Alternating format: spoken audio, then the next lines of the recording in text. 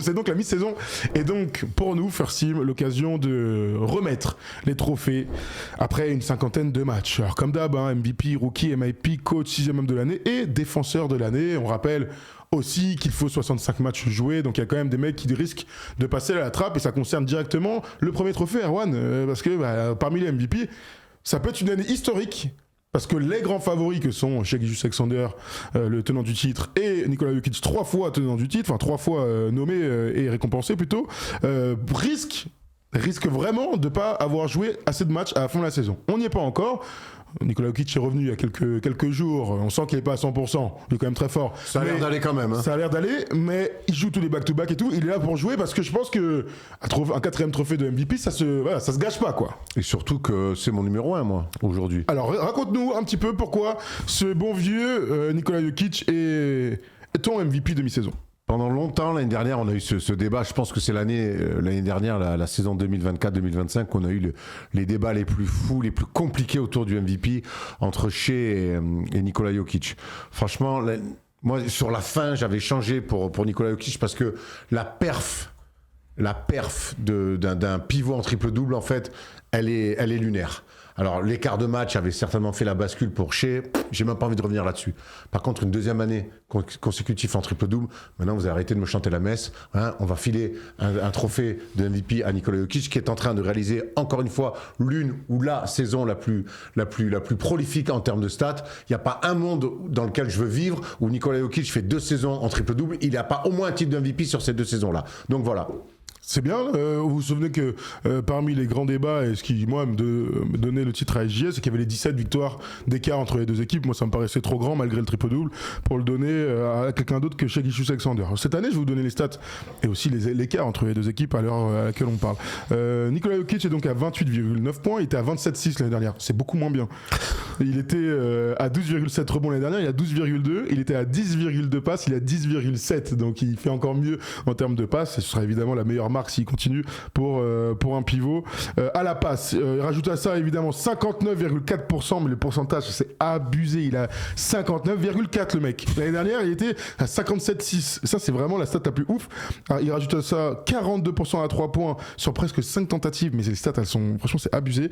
Et 84% au lancer franc. Bah oui, c'est un shooter d'une fiabilité à toute épreuve. De toute façon, c'est un joueur ultime. C'est des stats de shooter, quoi. Ouais, tout à fait, c'est ça, de très bons shooters. Steph était à 42% en carrière, par exemple. Ouais, j'ai connu des mecs, shooter 5 fois par match à 3 points, tu fais 40%, tu fais des carrières pro et des bonnes. Hein. Bah oui, que sur ça. Et tu fais que ça surtout. Tout à fait. Donc, alors, il y a un truc avec Denver qui lui a permis de remporter, je pense, son 2e MVP de mémoire. Vous vous souvenez? Peut-être son premier ou son 2e, je sais plus. Il y a Jamal Murray qui se blesse en fin de saison. Et l'équipe continue de gagner jusqu'à la fin. Et donc, dans l'esprit de tout le monde, il y avait les concours avec les autres, il y avait Joel Embiid, etc. Et donc, on avait donné à ce gars-là parce que, en fait, l'équipe continue à gagner alors qu'il y a plein d'absents. Le fameux valuable. Tout à fait. L'année dernière, il y avait l'énorme différentiel entre lorsqu'il était sur le terrain et lorsqu'il était sur le banc. Ça s'est réduit cette année, mais il n'empêche que Denver vit une saison dramatique en termes de matchs manqués pour les cadres. Christian Brown vient de revenir, tant mieux. Aaron Gordon s'est une nouvelle fois blessé. Peyton Watson, qui était joueur de la semaine, est en pleine ascension fulgurante, vient de se péter pendant 4 semaines. Je dois en oublier d'autres. Jamal Murray, pour le coup, tient son rang et c'est tant mieux. Aaron Gordon, tu l'as dit? Ouais, Aaron Gordon vient de se reblesser. Et ça donne quand même une 3e place à l'heure actuelle, 34-19. C'est le même bilan que Houston et les Lakers. Ils ont le même nombre de défaites. Juste devant, il y a les Spurs, 36-16. Et à 6 matchs de plus, il y a OKC. Voilà, ça c'est pour vous donner une petite photo à l'instant T. Parlons de OKC vite fait, Erwan. Moi jusque-là c'était Shai mon MVP. Ah ouais? On l'a fait dans Clutch, c'était Shai. On l'a fait à Noël, pour moi c'était encore Shai parce qu'il y avait vraiment un grand écart. Le truc c'est que l'écart est en train de se résorber. Donc l'alibi du triple-double, pour moi, commence à faire son petit bonhomme de chemin pour le donner à Nikola Jokic. Et donc, Shai fait encore une saison MVP, il n'y a rien à dire. L'équipe roule sur tout le monde, mais pas en ce moment, ils sont en galère. SJ est installé à la table des très grands, il est MVP en titre, champion NBA en titre, MVP des finales en titre. Il n'y a même pas de débat à remettre en question le statut qui s'est acheté la saison dernière. Maintenant, moi, mais même depuis le début de saison, je trouve que. Alors, il a fait cette première sortie d'entrée face à Houston où il a marqué le coup. Il a fait un début de saison où il a été très fort dans les money time. Il nous a encore. Tu sais, il a dit, hey, le patron, c'est toujours moi. Mais c'est vrai que tu as raison, par certaines blessures, par des résultats un petit peu moins.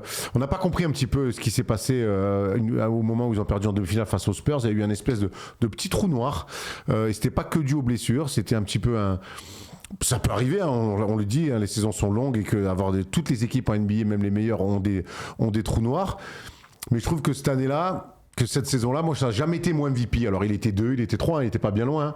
Surtout 2, plus que 2 que 3. Mais pour moi, depuis le début de la saison, quasiment, mon MVP, c'est Nikola Jokic. Alors, je vous donne une petite stat qu'on aime bien pour essayer de classer les mecs. Shai Gilgeous-Alexander a été joueur du mois de décembre dans la conférence Ouest. Il a été 3 fois joueur de la semaine. La dernière fois, c'était le 18 janvier, toujours dans la même conférence. Et là, je cherche vite fait Nikola Jokic. Nikola Jokic, cette saison, il l'a été finalement que 2 fois. C'était au tout début du mois de novembre, c'était en novembre, tout début de saison. Et pour les joueurs du mois, il était en novembre, lui. En novembre. Donc voilà, tu vois, mine de rien, alors, ils sont à peu près égaux là-dessus. Alors vous nous dites dans les commentaires qui est votre MVP. Moi aussi, je vais du coup vers Nikola Jokic, avoir le nombre de matchs. Hein. N'oubliez pas ça, ça peut complètement changer la donne. S'il ne fait pas les 65 matchs requis à cause de blessures, ça pourrait lui glisser sous le nez. Chocolat chaud, sans Jokic, Denver a été très bon. Sans SGA, OKC, c'est pas la même du tout. C'est saisissant. Ceux qui regardent OKC le savent. SGA est numéro 1. Intéressant, même si j'ai l'impression quand même que dans les deux équipes, ils sont quand même tous un peu très très blessés. Rohan nous dit Jokic est juste trop fort, il a l'air lourd, lent, mais c'est un magicien qui voit tout plus vite que les autres, dicte son rythme, ses pourcentages sont surnaturels. Attention, Shai peut faire une fin de saison énorme. Ça marche. Tout oui, est possible. Hein. Tout à fait. Ça n'a aucun sens de le donner à SGA, ça avait aucun sens déjà l'année dernière. Oh. Jokic était largement au-dessus, encore et maintenant. Et bon. Alors toi tu dis Jokic, moi aussi je dis Jokic. Petite mention, Luka, Jaylen Brown, Cade Cunningham. C'est les 3 que j'ai mis en mention. Tout à fait. Et ces 3-là, c'est intéressant parce que SGA et Jokic, à un moment donné... Et Victor Wembanyama, bien sûr. Victor Wembanyama, j'allais le dire. Mais ce qui est intéressant, c'est que, alors, Victor, avec les matchs, il faut faire attention. Pour l'instant, tout le monde est encore en course. Mais il reste quand même une trentaine de matchs. Et est-ce que cette année, on ne pourrait pas se retrouver avec un MVP un peu surprise parce que Nikola Jokic rate trop de matchs? Dans ce cas-là, ça pourrait se disputer entre Victor, même s'il est ric-rac, il va pas falloir qu'il loupe beaucoup de matchs. Mais je pense comme il veut au moins un Deepoy. Oui, il veut des trophées. Il veut être éligible. Donc je pense qu'il va tout faire pour jouer. Oui. Mais après, tu peux te retrouver, pourquoi pas, avec un Jaylen Brown, un Cade Cunningham et MVP, quoi. C'est l'une des grandes interrogations de la fin. Si jamais, tout à fait, dans cette course folle, ou Luka, si jamais Jokic et SGA se retrouvent à avoir raté trop de matchs. Ce serait terrible. Franchement, je vous le dis très honnêtement. Ça serait une première terrible. Qu'un MVP par défaut. Ah ouais, là, on y serait vraiment. C'est-à-dire que si SGA fait 64 matchs, 60 matchs pour X raisons, si Jokic est la même chose que Cade, qui fait une saison quasi de MVP au vu du classement de son équipe, de son rayonnement. S'il devait superstar. Mais ouais, superstar. S'il devait être MVP, on va dire tout le temps, ce serait limite pas mérité en fait. Ouais, mais il faut aussi maintenant, du coup, je pense, prendre en compte dans notre calcul de MVP. Le fait de pouvoir jouer un nombre de matchs minimum, c'est un prérequis pour être MVP. Tout à fait. Ah ouais, il aurait dû être MVP. Ouais, mais il n'a pas joué les matchs. Donc au final, il n'y a même pas de débat. Ouais, mais si l'autre, si tu veux. Mais en fait, le MVP, c'est aussi un mec qui se blesse pas. Ça fait partie du game. C'est terrible parce que Jokic, c'est un joueur exemplaire là-dessus. Mais en plus, oui. Au Shai aussi d'ailleurs. C'est des mecs qui jouent au basket. Je veux dire, c'est pas. Ils avaient fait ça pour éviter le load management. C'est pas des joueurs qui trichent, ces gars-là. C'est des mecs qui font les back-to-back. Il y a aucun débat. C'est très bien pour qui c'était le load management et c'est certainement pas pour eux. D'ailleurs, que Leonard, j'ai vu quelques commentaires le citer. Alors, admettons qu'il y ait ni Shai ni Jokic, tu votes pour qui? C'est qui ta pièce? J'aime beaucoup Jaylen Brown. Ouais. Après, watch out à Cade Cunningham, même si, je pense que là, je te dis les deux. Donc, je pense que Nicolas, au terme de chiffres, je pense que Doncic devrait l'avoir. Ça dépendra du classement des Lakers. Mais les Lakers, ils sont quatrième, ils sont à 2 ou 3 matchs. Là, ils sont 5, là. Ils sont. Mais bon, voilà. Tu vois, 2 matchs, je veux dire, c'est 2 matchs. Donc, je pense que si Shai et Jokic se voit être sorti de la course au MVP, je pense que ça irait sur Doncic. Bon, allez, on avance dans cette petite soirée, n'est-ce pas, avec le rookie de l'année. Et là, on va se poser la question. Ils sont évidemment 2 à sortir du lot. Tu as donc Con Kneppel qui régale avec Charlotte. Et vous avez vu, ce soir, Charlotte joue pour sa 10e victoire consécutive, une première depuis 30 ans, c'est dingue. Et de l'autre côté, son roommate à Duke, c'est Cooper Flagg. Alors là, il y a vrai débat. Je vous donne les stats dans quelques instants. Mais Erwan, sur tes impressions avant qu'on rentre dans le débat, etc., tu vas sur qui c'est pas simple, hein. Alors, c'est très compliqué. D'ailleurs, là, au moment où je vais lancer ma phrase, je ne sais pas encore sur qui je vais aller. Mais j'ai quelques arguments quand même. Côté Cooper Flagg, il y a eu un début de saison compliqué. Il l'a fait jouer meneur avec pas mal d'incertitudes dans le jeu. Un roster avec des blessés. On ne savait pas où ils allaient. Depuis que Jason Kidd a remis un cap, je trouve que Cooper Flagg a eu des flashs où il montait très très haut. Très très haut. Ces derniers temps, notamment avec des vrais perfos scoring, un match à 48, il me semble. 49, non 49, des matchs à 39. Voilà, il s'est rapproché de la barre des 50, il a enchaîné des matchs à 36, 35. Donc, on a vu vraiment ce qu'allait devenir ce gars-là. Mais ça, il perd beaucoup de matchs. Alors, on sait que dans la course au Roy, ça compte pas. Mais là, quand tu as une concurrence, au bout d'un moment, moi, j'ai envie de tout mettre sur la table. D'un autre côté, tu as Con Kneppel qui est d'une régularité magnifique, capable de mettre des 30-35. D'ailleurs, le duel entre les deux a été totalement réussi. A été magnifique. C'est là d'ailleurs où il se rapproche des 50. Et défaite, mais 36. Par contre, Con Kneppel, je vais lui donner un crédit incroyable qui peut-être ne rentre pas en compte dans le Roy, mais j'ai envie de le mettre pour cette année. C'est qu'il arrive aux Hornets, qui sont une équipe aux fraises avec plein de talent, et que je le pense, c'était le chaînon manquant à cette équipe-là, au coach Charles Lee, pour amener un petit peu de QI, de cohérence basket. Et en fait, Con Kneppel, il arrive dans une équipe de la loose et il les fait gagner.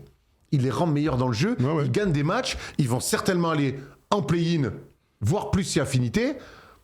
Donc ça, j'ai envie de donner beaucoup de crédit. Alors, il n'est pas seul, il est entouré de talent, mais il était entouré de talent tête brûlée qui jouait tout seul.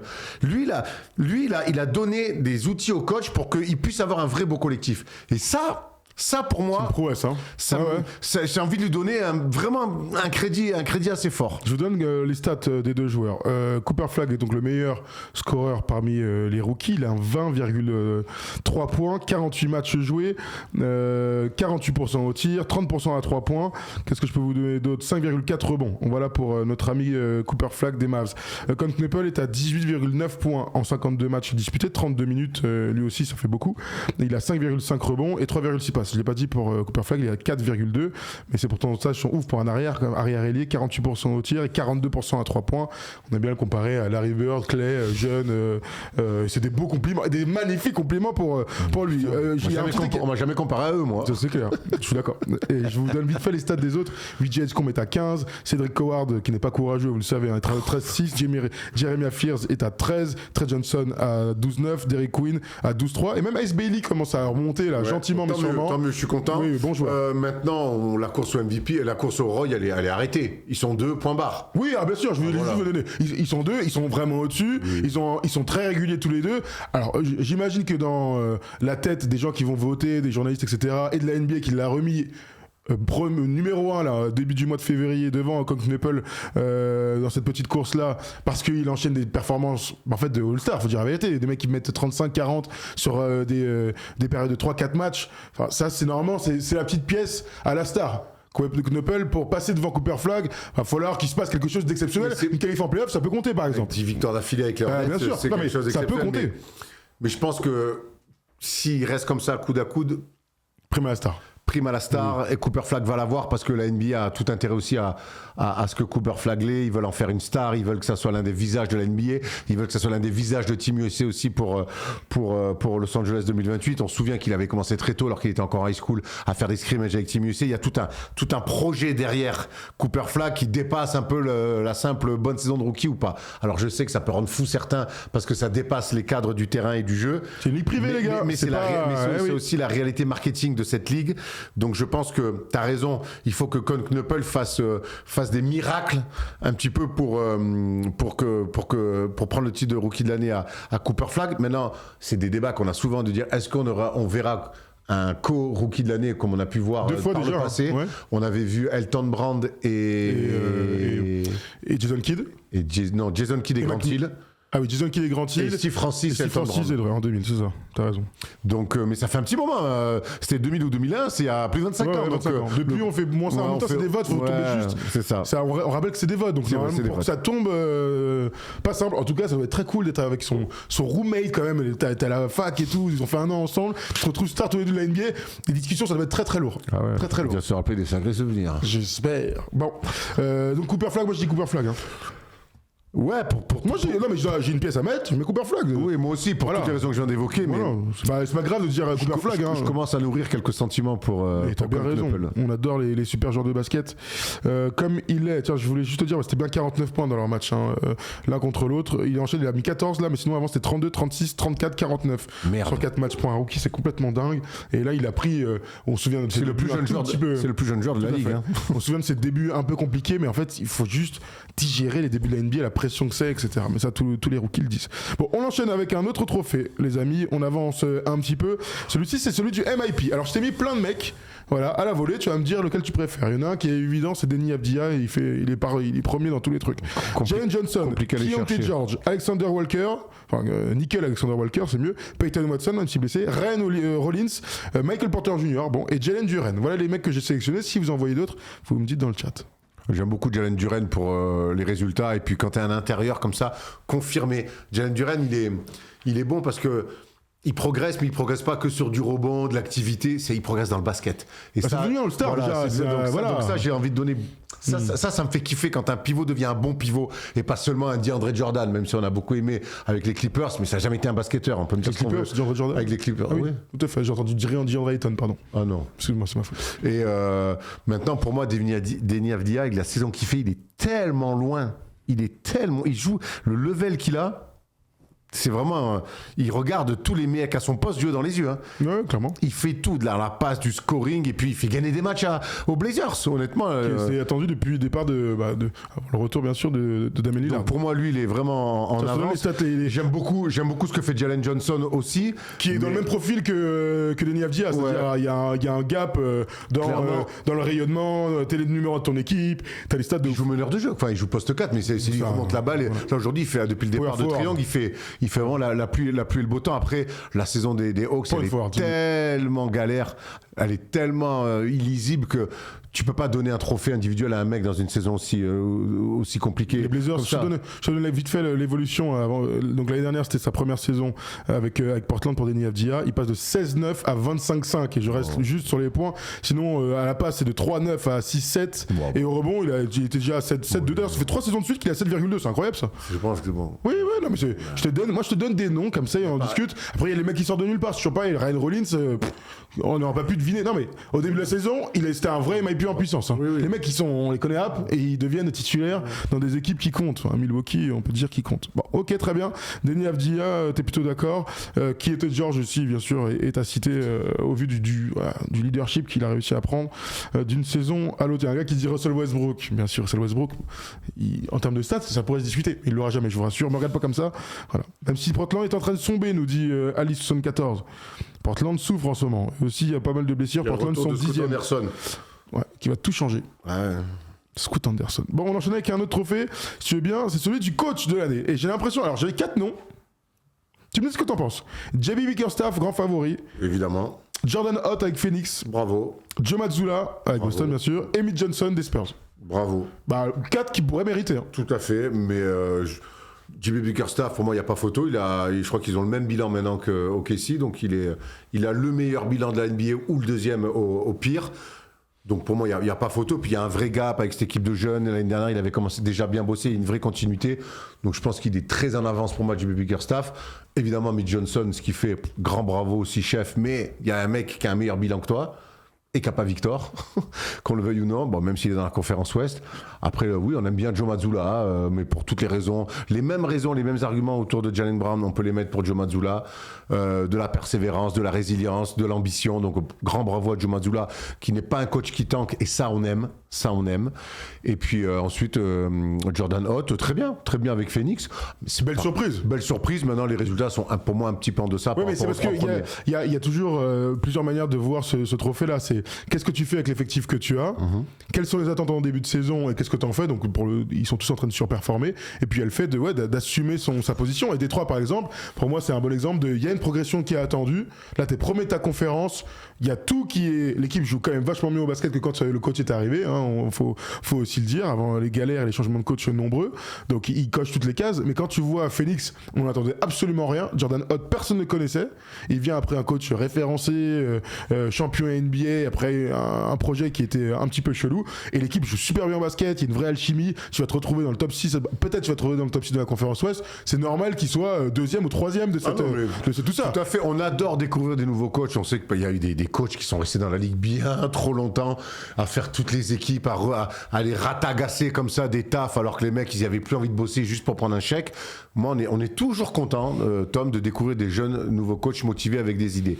Et Jordan Hott, il en fait partie. Voilà. Jamie Bickerstaff l'année dernière finissait deuxième derrière Kenny Atkinson. Tu te souviens, on parlait déjà d'une une énorme évolution pour Détroit. Détroit, pour moi, j'ai même pas envie de dire qu'ils surperforment. Ils vont juste un peu plus vite que la musique par rapport à ce qui était prévu. Donc ça reste une belle surprise dans la conférence Est. Mitch Johnson, c'est très cool aussi. Mais moi, je vais sur du Bickerstaff. Mais tu vois, un gars comme Joe Mazzulla qui surperforme avec les attentes de base. Il surperforme Boston. Enfin, moi, je veux bien qu'on dise que personne n'est surpris parce que c'est les Celtics. Enfin, au vu de l'équipe et de tous les changements qu'il y a eu à l'intersaison, de les voir en position d'être un contender, pour moi, c'est une vraie prouesse. Ouais. Ils sont pas play-in, machin. C'est une force. Et on a vu hier, ils ont été rattrapés. Vraiment, contre New York, là, ça arrive dans une saison. Mais moi, je suis bluffé par ce qu'ils produisent. Et puis, tactiquement, il fait beaucoup de choses. Joe Mazzulla, tactiquement, il fait beaucoup de choses, même dans le management avec ses joueurs. Bien sûr. Comme il est, la relation qu'il a, c'est un vrai très bon coach. Et en tout cas, il veut tout le temps montrer que tactiquement il se passe des choses. Et ça, moi j'aime beaucoup vraiment Joe Mazzulla. Et pour moi c'est JB Bickerstaff. Ouais, bien sûr. Pas photo. Petite mention, nous dit Julius Cure. Mention à Charles Lee qui est en train de créer une vraie identité avec les Hornets, bien aidé par les joueurs. Oui. Parce qu'on parle des Hornets. Il peut avoir des voix si ça se qualifie ça. Ouais, on est plutôt d'accord. Et quelqu'un qui dit Jordi Fernandez pour le marasme des Nets. Bravo à toi, dit Mohamed Delta. Jordi Fernandez, c'est un bête de coach. Bah ouais. Jordi c'est surtout une très mauvaise équipe de basket. C'est un bête de coach. Au bout d'un moment, les mecs, c'est pas des magiciens, c'est des coachs. C'est pas David Copperfield. Donc au bout d'un moment, il va pas sortir son chapeau comme ça, tac, taper, faire sortir une hirondelle et un bon joueur de basket. Donc il a que des gamins. Donc au bout d'un moment, mais Jordi Fernandez est un bon coach NBA. Bon voilà, JB Bickerstaff, donc le grand favori pour nous aussi. Il reste 2 trophées. Celui de 6e homme de l'année, Erwan, et il y a des favoris. Le favori, c'est Naz Reid, qui avait été déjà couronné en 2024, il y a 2 ans maintenant. Keldon Johnson, alors Naz Reid, il a 14 points par match, Keldon Johnson est à 13 points par match. Et Jay Mitchell, alors malheureusement blessé en soi, mais Jay Mitchell, lui aussi, il pourrait être MIP, il pourrait être dans la liste. Voilà, Raime Rakesh Jr. et Rich Shepard, c'est les mecs qui ressortent le plus souvent. Le favori, je te le dis, c'est Naz Reid, là, aujourd'hui. Un vrai 6e homme, quoi. Bon. Pas Keldon Johnson, il n'est pas vrai 6e homme. Bien sûr, moi, je dis c'est le favori. Je dis c'est le favori. J'aime beaucoup la saison de Keldon Johnson. Ah bah moi aussi. J'adore la saison de Keldon Johnson parce qu'il est qu'à 13 points, mais par contre, il a su, dans des matchs importants, faire des perfs à 26, 27, 28, 30. J'aime beaucoup défensivement. Il a vraiment il apporte. C'est un mec, il y a 3 ans, c'était le meilleur scoreur titulaire des Spurs. 3 ans plus tard, c'est un 6e homme. Il a l'air d'adorer ce rôle-là. Il a l'air d'adorer de jouer à côté de Victor. Et il amène toujours ce qu'il faut à cette équipe quand il rentre. C'est clairement le meilleur copain de Victor d'ailleurs. Ils sont vraiment très proches. C'est pas genre je rentre, j'ai la balle comme les Lou Williams ou des J.R. Smith à l'époque, tu vois. Lui, il rentre, il dit ok, ils ont besoin de quoi ? Ils ont besoin que je défende, ils ont besoin que je score, ils ont besoin que je score près du panier, ils ont besoin d'adresse. Je trouve qu'il a cette lecture à chaque fois selon les matchs. Donc moi, j'ai une vraie grosse préférence pour Keldon Johnson, mais j'ai aussi envie, même s'il est encore un peu jeune, il est que 2e année, c'est ça, Rich Shepard. Oui. Bon, Rich Shepard, 2e année MIP, en général, il y a une évolution. Il y a 12 points par match en plus, mais passer de ce qu'il a fait l'année dernière où il était complètement benché, on l'a pas vu. Dans cette équipe un peu qui jouait dur. Ce qu'il fait cette année, waouh, lui, il a fait basculer des matchs, il a fait gagner des matchs. Donc, grand bravo aussi à lui. mais ça sera pas lui. Moi, j'aime beaucoup Keldon Johnson. Keldon Johnson aura, bien sûr, dans cette belle saison des Spurs, il va bien falloir récompenser des mecs. Alors, il y aura Victor, dont on va parler dans un instant, mais Keldon Johnson a une belle tête, oui, en effet, de 6e homme de l'année. D'ailleurs, il y a Stephen Jackson qui va être élu joueur de la semaine. Une petite parenthèse rapide. Stephen Castle.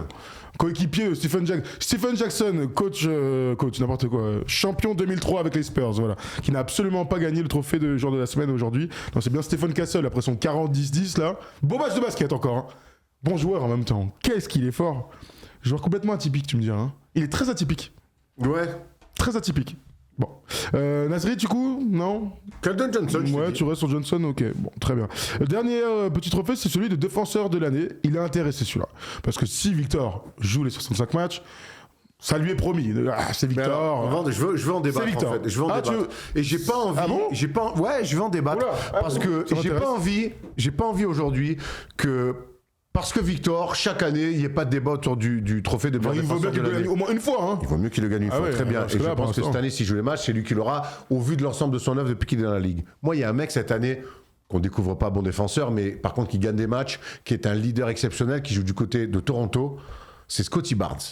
Moi, je peux te garantir qu'aujourd'hui, il n'y en a pas 40 avec qui j'ai envie de débattre. Rudy Gobert aura des voix, il fait encore une bonne saison, même si c'est très up and down du côté de Minnesota.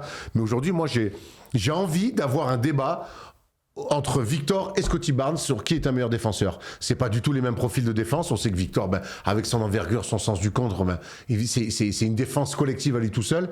Mais l'autre là, il est merveilleux. Hein. Tenir les duels, du contre, des seconds rideaux dans les mains, les aides. Scottie Barnes, c'est une usine à basket et défensivement, c'est un monstre. Il peut défendre sur tout le monde. Alors les noms qui ressortent autour de Victor Wembanyama, c'est Chet Holmgren et Rudy Gobert et Scottie Barnes. C'est les 4 noms qui ressortent. Alors souvent il y a Jared Jackson Jr. aussi qui est cité là-dedans. Donc bon, moi je continue à croire que Victor, il faut lui donner quoi qu'il arrive, parce que tout le monde n'attend que ça et la NBA est comme ça avec Victor. Donc comme quand il a pas gagné une fois, de toute manière, bon, et voilà. Mais oui, Scottie Barnes fait partie des super prétendants. Evan Mobley est sorti de la course là avec la saison qu'il est en train de produire. C'est le tenant du titre quand même. Hein. Donc voilà. Bon, écoute, a priori on espère que ce soit Victor. Est-ce que vous avez d'autres mecs pour revenir sur Chet et Rudy, ils sont en concurrence directe par rapport à leur poste et leur profil de défense. Ils sont en concurrence directe avec Victor Wembanyama. Donc forcément ils sont en retrait. Ce que j'aime bien avec Scottie Barnes, c'est son profil all-around défensif. Tu vois ce que je veux dire? Ouais, bien sûr, bien sûr. Donc même si Victor peut défendre sur des petits, on le voit, hein, mettre le cul par terre, se faire les efforts. Mais je voulais quand même faire un beau shout-out à ce joueur qui me régale. Alors il y a quelques commentaires là. JF, Isaiah Stewart revient de nombreuses fois. Moussa Diabaté, il fait partie des meilleurs défenseurs de cette saison NBA, il n'y a pas de doute. Ausar Thompson aussi, on nous le cite, les deux, hein. Bien sûr. Qu'est-ce que vous avez d'autre? Tac. Bon, si vous avez d'autres noms, vous n'hésitez surtout pas, bien sûr. Ausar Thompson, tu parlais avec Scottie Barnes, c'est ces ailiers touche à tout défensif. C'est les mecs, les descendants de Kirilenko. Un jour, tu peux faire un 5x5, quoi. Tu vois, faire les 5 unités dans 5 catégories, dont 2 défensives. Enfin, 2 défensives, avec les rebonds offensifs, défensifs, on va dire 3. Mais c'est des mecs qui sont touche à tout, qui sont grands et qui sont exceptionnels. On nous dit aussi Stephen Castle peut être cité, parce que là, il y a que les grands dans ce que je viens de dire. Ouais, non, mais Stephen Castle, aujourd'hui, il y a une concurrence mais c'est un mec qui un jour pourra choper. C'est rare, on rappelle, hein, c'est super rare. Marcus Smart, Gary Payton, tu vois, Michael Jordan. Kawhi un peu même. Ouais, bon, oui, c'est un des plus grands, mais oui. Il y a quand même les gardes, hein, je parle de gardes, c'est plutôt dans ce sens-là. Ouais. Là, c'est rare, hein, c'est rarissime. On nous parle de Derrick White, bien sûr, Derrick White à fond, bien sûr. Qu'est-ce que vous nous dites? Davion Mitchell, bien sûr, Davion Mitchell, c'est un pitbull. Relou pour remonter la balle. Hein. Tout à fait. 5 deep boys, c'est le plus stylé. Exactement. Ouais, on est comme ça ce soir. Bon, Victor, pour clôturer ça, Erwan? Très bien. Victor. Ce sera pas LeBron, en tout cas. Gratuit, ça. Tout à fait. C'est meilleur quand c'est gratuit. C'est ce qu'on m'a toujours dit quand j'étais petit. On n'a pas tous les mêmes rengaines. Voilà. Même motifs. Tout à fait. On en s'arrête là-dessus sur les trophées de mi-saison. Vous me dites dans les commentaires, dans le chat, tous les trophées qu'on vient de faire, de MVP à défenseur de l'année, quels sont vos choix à mi-parcours de cette saison 2025-2026? Dis-moi. Rends l'antenne après il est bizarre lui. Donc si vous voulez donc participer avec nous, vous êtes en replay, vous n'hésitez pas dans le chat ou dans les commentaires.